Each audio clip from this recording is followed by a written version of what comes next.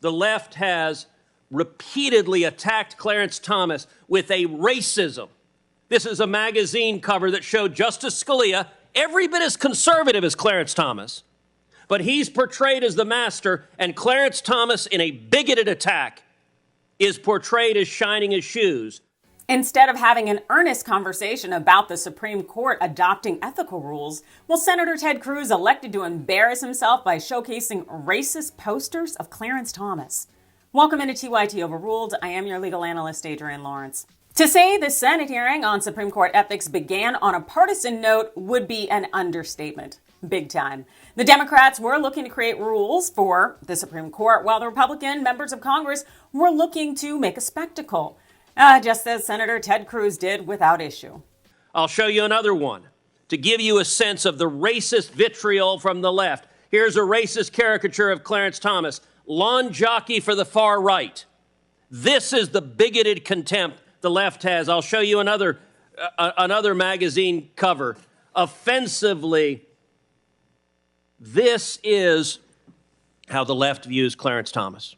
Ranking member Lindsey Graham followed in suit with more unfounded attack-type dribble. That's sort of what we're here about. Well, it's not going to work. This assault on Justice Thomas is well beyond ethics.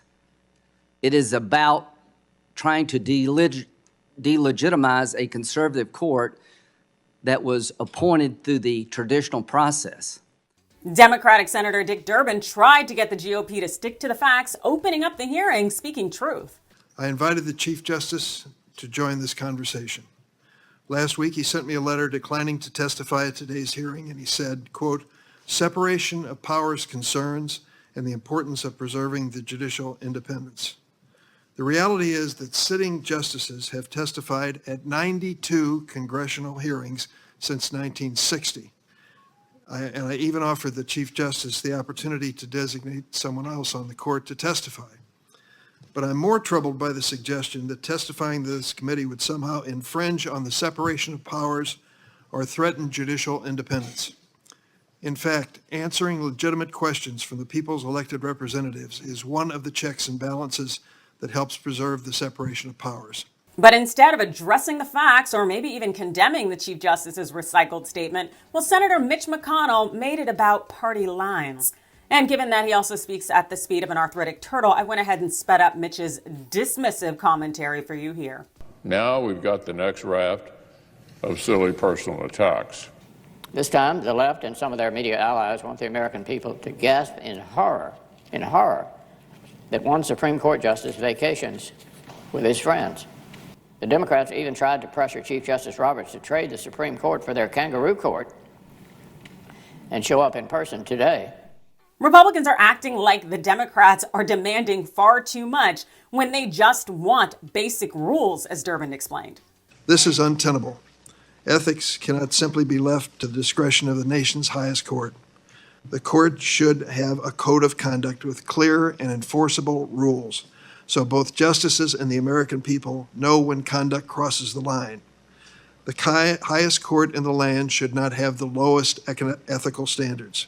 But that is too much, I guess, and it's also too much to ask these senators to stay on topic. Check out the GOP's Kennedy.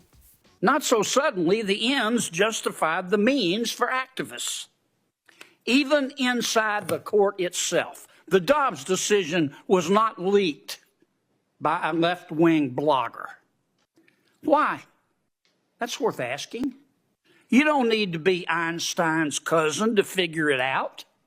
They aren't getting their way. A left-winger didn't leak the Dobbs decision because they weren't getting their way? Okay, John, yeah. No matter how you spin it, there are simply no ethical limits for the Supreme Court justices, and that's not okay. Clarence Thomas had, a conservative right-wing billionaire buy his mother's home, upgrade it, and let her live there rent-free while flying him and his wife around the world? Neil Gorsuch had a chief executive of one of the nation's largest law firms buy his stale-ass property within 2 weeks of him being appointed to the court. And Chief Justice John Roberts' wife pocketed more than $10 million in commissions over an 8-year stretch when she was matching top lawyers with elite law firms. All of these situations create untenable conflicts of interest that were undisclosed. and it happens to harm our democracy. As a general matter, as a federal judge, I have always believed that the judiciary should follow and be held to the highest ethical standards. That continues to be my belief. So do you think that our Congress will have the collective integrity to force the Supreme Court to adopt ethical rules?